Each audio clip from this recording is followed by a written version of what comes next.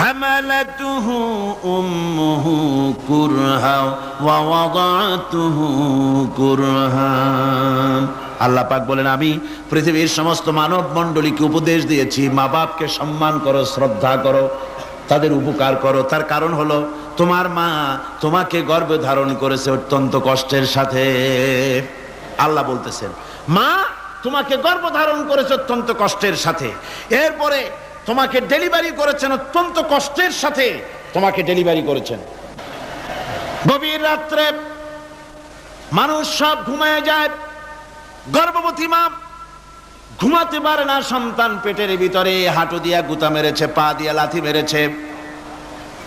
মা চরম শীতের রাত্রে, প্রচন্ড শীতের রাতে গায়ের লেপটা সরায় দিয়া মা একবার দাঁড়ায় আর একবার বসে, একবার দেওয়ালের সাথে হেলান দিয়া দাঁড়ায়।